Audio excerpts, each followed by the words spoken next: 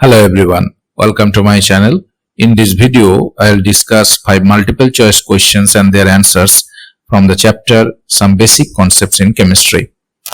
This video is the part 1 from this chapter. I will make some other videos from this chapter with different questions.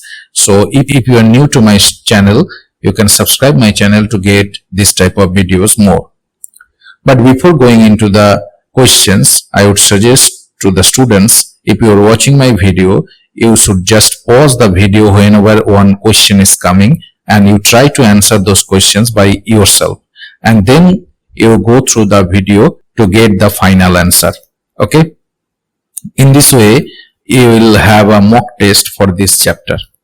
Anyway, let's go to the first question. The question number 1 is, the law of multiple proportions is illustrated by the pair of compounds. There are 4 options. First option is NaCl and NaBr. Second option H2S and SO2. Third option CuO and Cu2O. Fourth option C2H2 and C6H6. Okay. So to answer this question, we need to know the law of multiple proportions.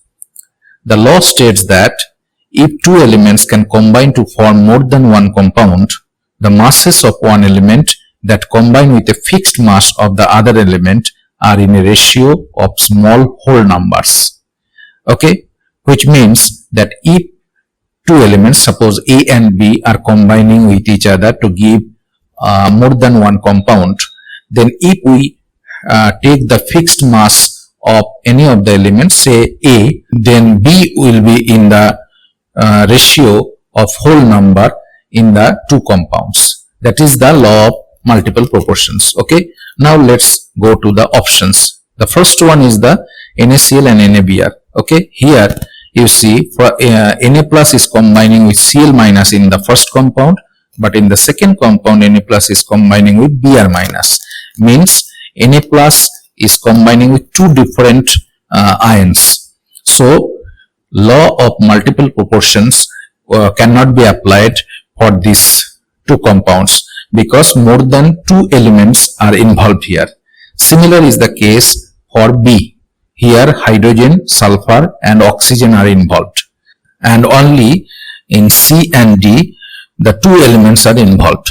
In the C option, copper and oxygen, and in the D option, carbon and hydrogens are involved. So one of the option, that is C or D, will be the correct one. Now, for the C option, you can see here that fixed mass of oxygen is combining with 1 copper in the first compound and with 2 copper in the second compound. So the mass of copper will be in 1:2 ratio. Okay. And in the D option, although the carbon or hydrogen are involved, in both the compounds, the ratio of carbon and hydrogen are identical. So this is not a simple multiple, and for these 2 compounds also the law of multiple proportions cannot be applied. So only option which is the correct one, that is the number C, that is CuO and Cu2O. Now let's go to the second question. The question is, which of the following statements is incorrect according to Dalton's atomic theory? And there are 4 options.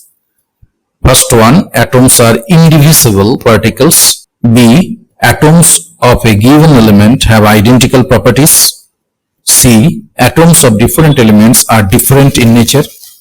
And number D, atoms can be created or destroyed in a chemical reaction. You can see the first 3 options are all in good agreement with the Dalton's atomic theory, except the 4th one. It states that atoms cannot be created or destroyed.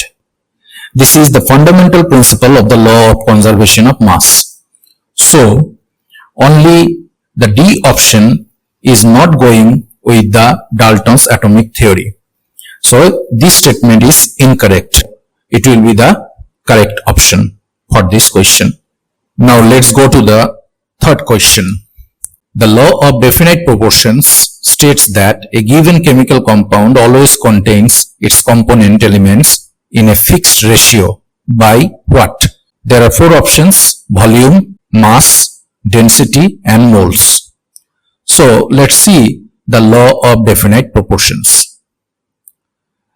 It states that a specific compound always contains the same elements in a fixed ratio by mass, regardless of its source or method of preparation. This law is also known as Proud's law.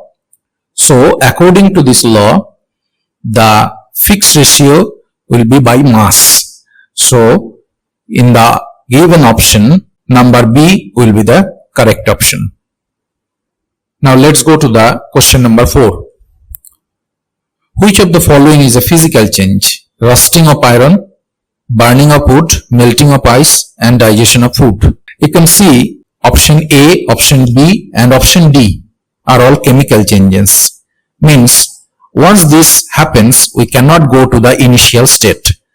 Only the melting of ice is the physical change. Why? Because melting of ice is a change of state, means from solid to liquid. If we decrease the temperature, again we can go back to the ice, means in the initial state, that is the solid state. So option C is the physical change, not the chemical change, because the composition of the ice and the composition of water is same, that is H2O. So option C will be the correct option. Now let's go to the final question for this video. Question number 5. Gay-Lussac's law of gaseous volume states that when gases react, they do so in volumes which bear a simple whole number ratio to one another and to the volume of the products, provided all volumes are measured under similar conditions of option A, temperature and pressure, option B, mass and density, option C, volume and concentration, and option D, temperature and volume. So we need to find out which of the conditions are actually correct for Gay-Lussac's law. In Gay-Lussac's law, the law is only valid when the temperature and pressure are kept constant for all gases involved in the reaction. So among the given 4 options, option A is the correct answer. That's all for this video. Thank you.